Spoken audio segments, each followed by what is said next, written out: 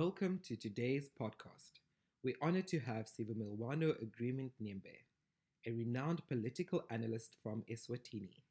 Nyembe combines academic rigor with real world experience, making his insights invaluable. With a background in political science and policy studies, he brings a deep understanding of governance and policy formulation. His experience as a political activist and civil society member offers a unique perspective on Eswatini's political landscape. Nyembe's multifaceted expertise, including his work as a teacher and business reporter, enriches his engaging and informative analysis. A staunch advocate for multi party democracy, Nyembe's work bridges theory and practice, aiming for a more just political future. Hello and welcome to Voices for Change, the show where we navigate the political landscapes in Africa. My name is Dane Smith, your host. Today we'll be sitting down with Sivumelwano Nyembe. We'll be chatting to him about getting a better understanding of Eswatini's political history, the current political situation, as well as getting a comprehensive overview on the work from grassroots level. Welcome to the show, Sivumelwano. Nice to have you here. Thank you. Thank you for welcoming me, Dan. I'm very happy that I'm in the show. I hope I will share some insights about our country. No, thank you so much. When we're looking forward to getting some in-depth understanding of the current situation in Eswatini. So I'm just going to kick off and just speak a bit about the history of Eswatini. So we do know that in 1973, King Sobhuza II suspended the constitution and he banned political parties and established a state of emergency that centralized power in the monarchy. And we've seen that King Eswatini the third, he then maintained this system. All right. So I just want to find out from you, why do you think that the king has decided to maintain this traditional system despite an overwhelming outcry for democracy in Eswatini? Well, he maintained the system because it is an advantage for his family and himself in actually having access to state resources and also to state power to pursue basically their economic interests. So the political system enables him and his family and his associates to be able to have a free access to state security, including the minerals. The mineral. Thank And you. so this is what we're also trying to establish is the minerals. So what kind of minerals are or is Eswatini exporting? Because this also it shows that countries are not willing to put any sanctions on Eswatini to force his hand to relook at the democracy. So what are these minerals that Eswatini is so rich in? It's so unfortunate that Swaziland is a very small country, but it is a very rich country. But of course, the minerals that we have are not in huge volume of deposits that it will attract other players in the capitalist world to be interested. But we are a country that is bestowed with a lot of minerals in terms of variety, because the east of our country falls in what we call the Barberton Green Belt. The Barberton Green Belt has a lot of different minerals, starting from precious minerals. We have one of them is green chat, which is a semi-precious stone, but with very good industrial application that the Chinese have been trying to get, that they finally actually get rights to mine. Now they are mining inside the nature reserve, which is against our law. But over the years, people have been fighting the environmental activities, they've been fighting that, but they've lost that battle. They've now started mining inside Malolocha Nature Reserve. And then we have asbestos, we have iron ore, we have limestone, we have diamond, we have coal. And then now there's rumors that we may actually be having even other minerals, because we've just done a survey of our minerals that the government has not yet published the report. but it seems like we have interesting ones, especially the gold deposits. They seem to have discovered new gold deposits somewhere that they are looking at.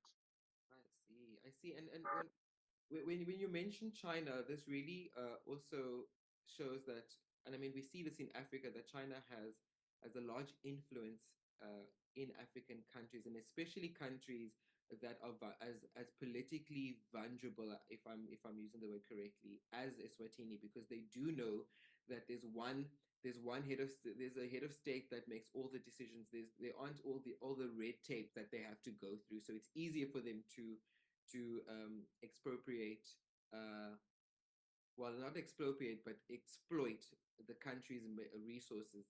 Because what I was asking earlier on, is there no opportunity for other countries to put sanctions on Eswatini? But if you're saying that China is a player in within Eswatini, it kind of seems like that's not possible. Well, okay, in the terms of Swaziland, the Chinese government, in terms of mainland China, they are not that active because we are the only country in Africa that have diplomatic ties with Taiwan. So even this Chinese person who comes in for this is just still coming in as an individual, not yet the Chinese state. But that also creates a dynamic in terms of our international relationships when we favor Taiwan in favor of that, because then we're also allowing the Taiwanese to have a free hand on our resources. That is happening. And we are seem to be that part of the world where the fight between Taiwan and mainland China is unfolding itself in Swazi politics. I see. Oh, and so can you take us through that? Like, how is that influencing Swazi politics? Is this from a minerals perspective? Like, how is that influencing the politics there? Well, it's influencing the politics in one way that even if other countries were to try and probably put some sanctions on Swaziland, Taiwan is always going to create this door that the Swazis can access. And also, as the Swazi government in their analysis find that the Western or the European Union, the Americans and others may be in favor of the mass democratic movement and the call for democracy, they've shifted towards the Middle East. So we're making more friends with more of the Islamic states, Islamic governments, so that they can be able to ease any sanctions effect. Yeah, Because you must realize that Swaziland it's a small economy in terms of global.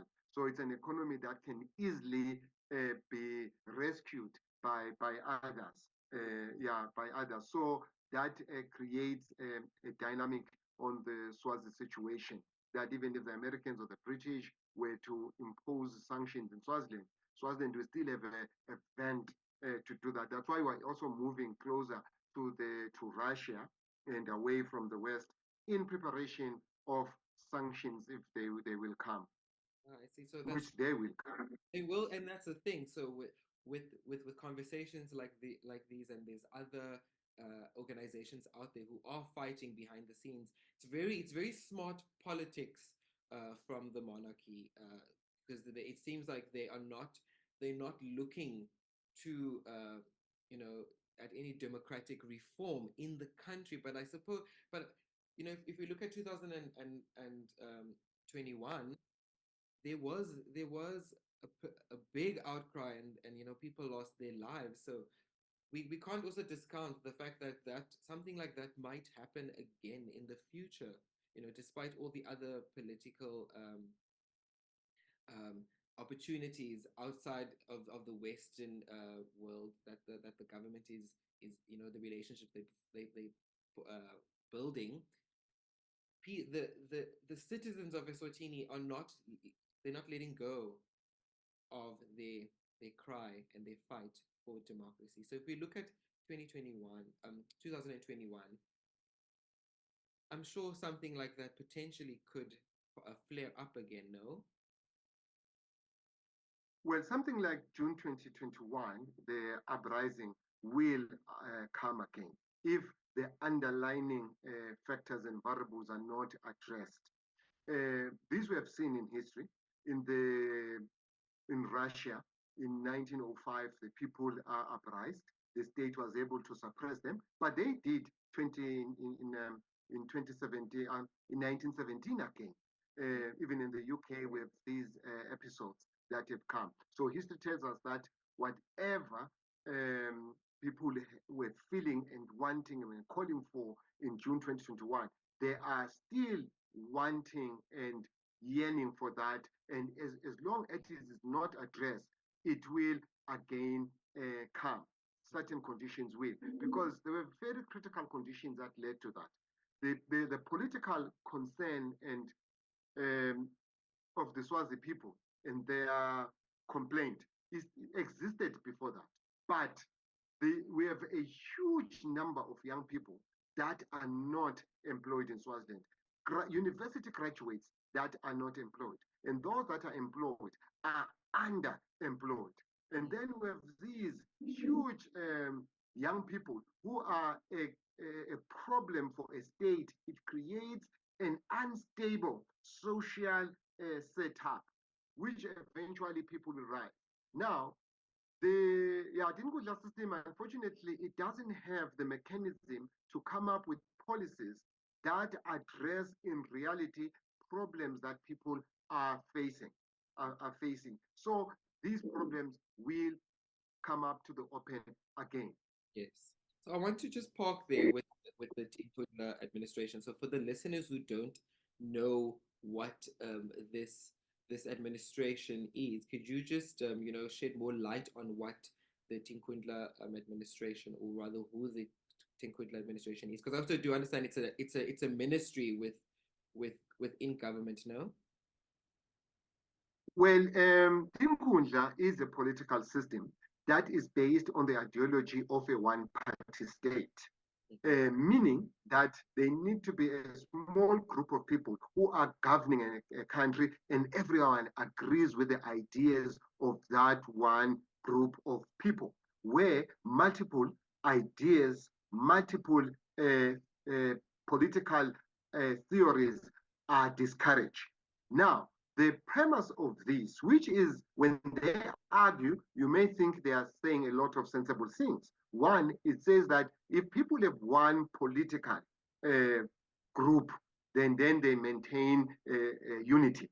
Yes. For instance, in Swaziland, we have elections that are not fair and free. These elections are more selections. It's like having tomatoes, and then you choose which tomato is better than the other tomato, because people do not have the legislative and policy framework, or even a constitutional one, to change government policy. Government policy. In Swaziland, we have a very tricky place where senior government officials co-govern the country with those that are elected, because those who are elected do not come from any groupings. They do not have their own policy proposals. So the only policy they have is what is recommended by the senior government officials and some of the strong NGOs. So then we have that issue where there's no policy coherence. Mm-hmm. So with in my when I looked at the Team Quinlan administration, I thought this seems like an ideal administration where they could potentially, if they so badly want to hang on to power, to invite young members of young citizens, the youth, the unemployed youth, into that Tinkundla administration, and to kind and work with them. Because what I do understand here is that the monarchy, they don't want to let go of their power, so they want to have an influence. But do you think there's an opportunity, if they do invite youth into this administration, and to give more insight, and to hopefully and potentially work on some sort of reform, even if we don't see democratic reform right now, but there is some sort of reform that addresses the issues that the citizens are currently facing? There's a critical difference between governance and administration. You see, in state governance, it means that the people who participate there have the power and the authority to make political decisions, to make policy decisions. The people who administer are the people who are only implementing what others have decided. So in the administration, they are open. They can invite everyone to participate. Even Parliament itself is an institution that actually help administer the state, but not govern the state. The governance of the state lies with a group of people who are not in Parliament, who are somewhere in the shadows, in the shadows. Like for instance, the king appoints a very significant number of people in Senate and a number in the House of Assembly. Now, these people, there is no process how they get into the king's list. This is when we say there is these shadows that actually govern the country, and then the others in the light administer the country from instructions of the people who are in the shadows. So the political struggle in Swaziland is to shine light everywhere in the governance of the country so that it is transparent, it is being seen by everyone. We have a constitution, but in that constitution, there are words in between sentences that we are not able to read, but others are able to read what they mean. Yes, reading between the lines. And when you speak about sharing light and shedding light on on these topics, sorry, I do know that the government they're against freedom of speech, so people can't like. But what other ways outside of platforms like Voices for Change? How else can we shed light, and start applying that pressure from a media perspective, like, and having the citizens of Eswatini be involved in a way that's not violent or life threatening? Is there an opportunity for that outside of Eswatini, like building communities outside have have amplified voices? How do we navigate around that and shed light on, like, by reading between the lines?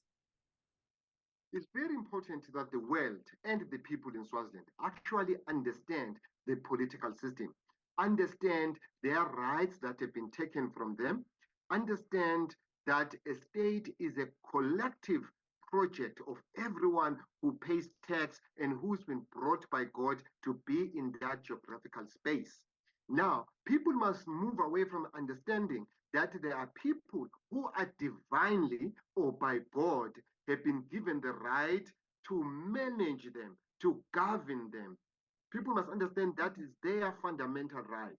So media help to create that consciousness of saying, I, as an individual, I belong to the state, and the people who govern the state have a responsibility on me, and I have a responsibility on everyone. And then people will be able to participate. And then for the world also to understand that Swaziland is a non-democratic state. It's a non-democratic state that no matter what words they use, whatever propaganda that they use, but the truth is that Swaziland is not a democratic state. Yes, and we see that, and we because there's no accountability when we see the king and his family's extravagant lifestyle. So I want to just go back to the people in the shadow. So in South Africa, we we call them I think it's if I'm not mistaken, the Stellenbosch Mafia. So we have individuals who we believe are controlling the economy, and we know who they are. We know the businesses that they run. So there's faces and there's names to these individuals. So there's no shadows. So it seems like in Swaziland, well, Eswatini, sorry, that people don't know who these individuals are, or do they know, or they're just scared to speak of them.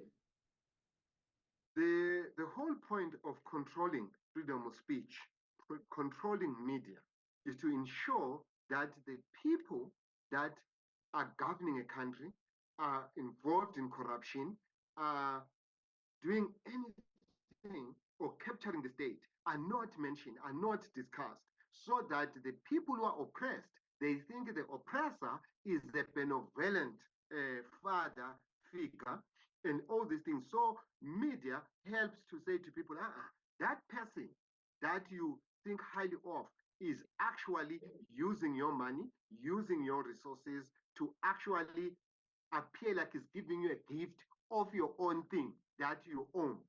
It's very important that media must do that. But then another important thing is the supra states, SADC, AU. These states, these institutions need to be empowered.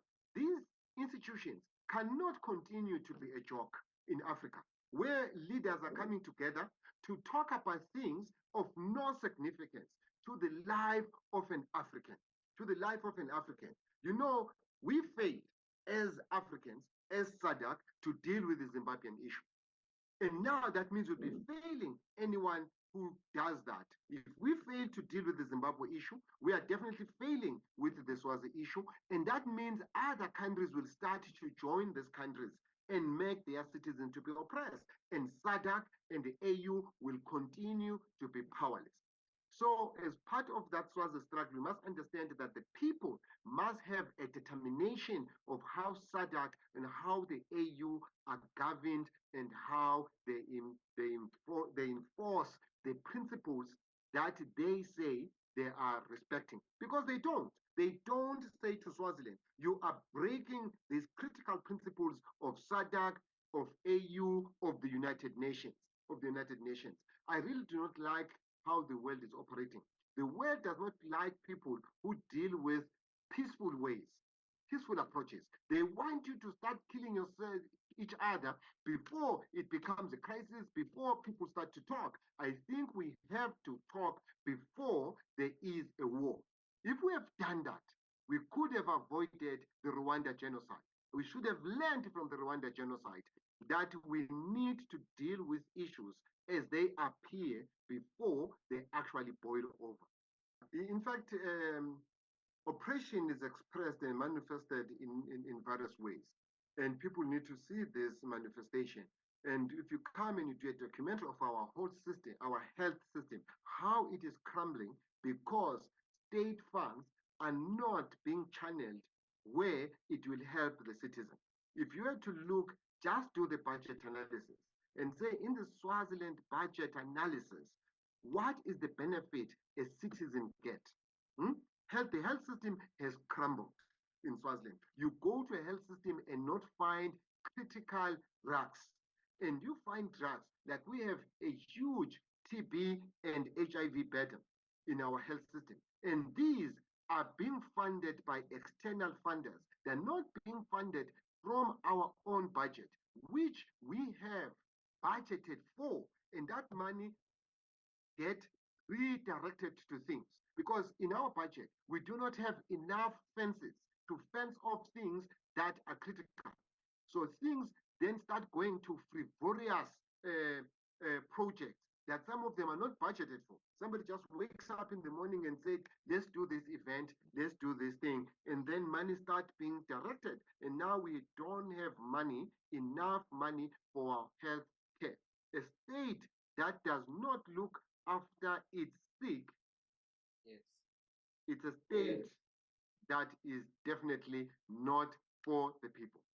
At all. And I mean, if we look at the royal family, we see the extravagant spending. You know, just the king flying to South Africa and other neighboring countries, and the cost incurred with that. So I was speaking offline earlier that the money that the king pumps into other economies is almost mind-boggling because it that kind of money is that can be directed into different systems and administrations that will benefit the people.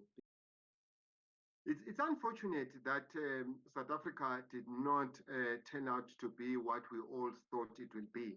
We thought that if the African National Congress, with its beautiful documents, come to power, it will be able to call out the leaders within Southern Africa that are not doing well. Because at the end of the day, it is South Africa that suffers. A lot of Swazi people have to cross the border to access health services in South Africa, not even paying for it, but assessing it as if they are citizens, accessing education, accessing all these things. So there is a financial burden that South Africa carries because of Swaziland not being governed properly. So it is of the interest of South Africa to say, Swaziland, put your house in order because I am suffering because of those. We thought it will, but South Africa has this nice pat on the hand of Swaziland are doing bad, Swaziland are doing bad, but they are not really saying. So I think this Thabo Mbeki diplomacy, quiet diplomacy, has become a South African culture in the neighboring countries, which then has made these countries not able to solve their problems. I think South Africa needs to take an active role of saying, no, no, no, no, Swaziland, please deal with this issue. We need that. It's fortunate that the people of Swaziland have not overwhelmingly said they want a republic.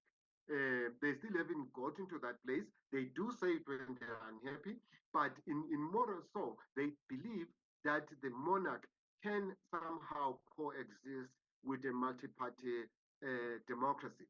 That is good because once the people say in full we need a republic, then that will be different discussions that the people of Swaziland are having. For now, the people of Swaziland are saying we need a dialogue, not a negotiation. They haven't got to that word yet. They said a dialogue where we sit together and we say exactly what is it that will make us move forward as citizens, as equal people, and have our democratic and human rights respected. The monarch is doing what it's doing because it can get away with it. I think as people of Swaziland, we are not pushing enough, and the world is not helping us enough because the monarchy, at the end of the day, when it knows that it has no other choice but to cooperate, they will do that. They will do that. It's just that we need to be able, as people of Swaziland, be actually be more vibrant, be more assertive of our rights. I think that will move forward. That's why the people are creating institutions that will allow them to do that. It's unfortunate that after June 2021, there was a proliferation of institutions, and those institutions are still trying to find ways of how to cooperate and work together to have a focus on the struggle. But the people will do that. We are lucky that the MSF was created, the Multi-Stakeholder Forum, which is putting together the people, and then eventually they will find a rhythm of how to push forward. Yeah, even the PPA, the Political Party Assembly, is also going through a phase of development and formalization. But I think they will pass that stage. They will achieve a point where they are able now to fight more assertively. So I think in closing, what you're saying is that we just need to continue the conversation, and as the neighboring states, we need to be the voice as well for Eswatini to help, I suppose, in finding the language and that being assertive and the confidence to stand up to this I don't know, I want to say a dictator. Uh, Regime, but this dictatorship, and stand up against it and just create these platforms. No. Yes, yes. Yeah, but you must also understand that Swaziland's economy, its lifeline is South African corporates. So we also need to call a lot of South African corporates into account for the money that they are putting into Swaziland and not demanding accountability because they should account for. I mean, one of the reasons why the apartheid government started to dismantle it's when business said, no, no, no, we order you to go and talk to the ANC, we order you to go and talk to this one, and things start dismantling. All the big South African companies are here, all the big banking companies are here except ABSA. The retail shops are here. The power that they have is actually immense. So we need to also deal with those things, because the economic part is an important part. The media part is an important part.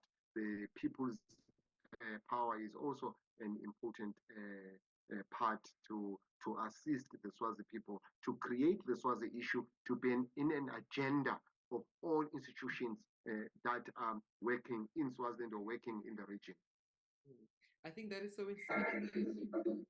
We look at what's happening in Palestine now, and everyone is boycotting products and businesses because they're not standing against what's happening, the genocide in Palestine. So what you're saying is so insightful, because I don't think we look at that. We don't look at the organizations that are affiliated to Eswatini, and if one can say that you are funding what is happening, because you're not speaking up against it as an organization, as these big retailers and banks, etc. So I think that's very insightful, and I think that's another conversation that we can have.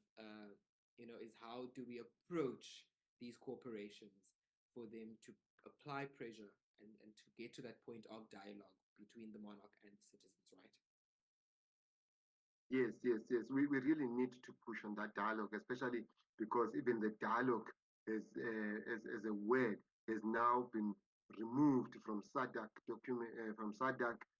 meetings and things, which then makes SADC to be seriously not an active player in our region. And I think SADC needs to assert itself as an institution. Thank you so much, Sivumelwano. I feel like we will be in conversation again. Thank you so much for your time. And we look forward to reforming Eswatini. We here at Voices for Change will continue, our plight and our fight.